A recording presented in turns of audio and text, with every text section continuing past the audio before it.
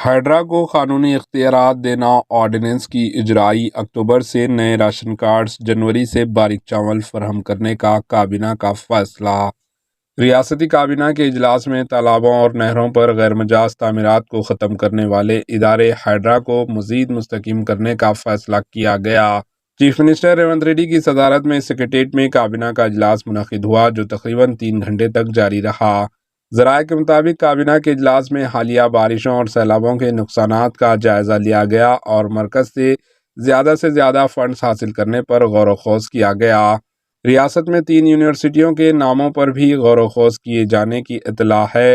Women's university کو تلنگانہ کے مجاہد آزادی چاکلی علماء کا نام دینا اور تلنگانہ یونیورسٹی کو سورارم پرتاپ ریڈی اور ہینڈلوم ٹیکنالوجی انسٹی ٹیوٹ کو کنڈا لکشمن باپوجی کا نام دینے کا فیصلہ کیا گیا۔ بتایا گیا ہے کہ کابینہ میں ان ناموں کو منظوری دے دی ہے۔ کابینہ کے اجلاس میں نئے راشن کارڈز کی اجرائی، زرعی قرض کی معافی اور دیگر امور پر بھی تفصیلی تبادلہ خیال کیا گیا۔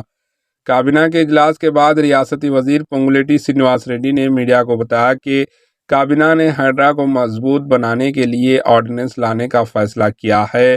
حکومت ہائیڈرا کو 150 عہدیداروں اور 946 آؤٹ سورس ملازمین فراہم کرے گی تاکہ اتھارٹی بہتر خدمات انجام دے سکیں۔ سرینواس ریڈی نے بتایا کہ ہائیڈرا کو تالابوں سے غیر مجاز قبضوں کو برخاست کرنے کے لیے قانونی اختیارات دینے کا فیصلہ کیا گیا ہے۔ اس سے شہری انتظام اور سیلاب سے نمٹنے میں مدد ملے گی۔ انہوں نے بتایا کہ کابینہ نے حیدرآباد ریجنل رنگ روڈ کی جنوبی علاقے کو ملانے کے لیے ایک بار رکنی کمیٹی تشکیل دینے کا فیصلہ کیا ہے۔ اسپیشل چیف سکریٹری امارت و شعور کی صدارت میں یہ کمیٹی 5 ڈسٹرکٹس کے کلکٹروں پر مشتمل ہوگی، جو RRR کو خطایات دیں گی۔ RRR پروجیکٹ کا مقصد شہر میں ٹریفک کو کم کرنا اور دیگر علاقوں کو ٹریفک کی آمد و رفت میں آسانی پیدا کرنا ہے۔ وزیر آباشی اتم کمار ریڈی نے بتایا کہ کابینہ نے سری سیلم لیفٹ بینک کینال سرنگ کے بقایا کاموں کے لیے 4637 کروڑ روپے منظور کیے ہیں۔ انہوں نے بتایا کہ پروجیکٹ ستمبر 2027 تک مکمل کر لیا جائے گا، جس سے ریاست میں آبپاشی اور پینے کے پانی کی سہولت میں مزید بہتری آئے گی۔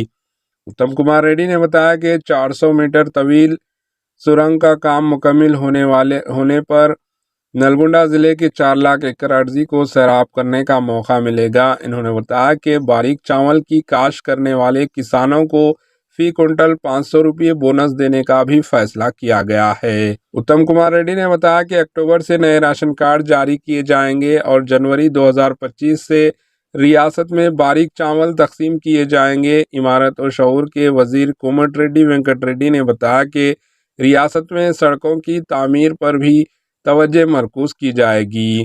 Bureau report AHN news. దక్షిణ భాగం అలైన్మెంట్ ఖరారు చేసేందుకు R&B స్పెషల్ చీఫ్ సెక్రటరీ ఆధ్వర్యంలో 12 మందితో కమిటీని అధికారులతో ఒక కమిటీని ఏర్పాటు చేయడం జరిగింది। AHN न्यूज को लाइक करें, शेयर करें और सब्सक्राइब करना ना भूलें।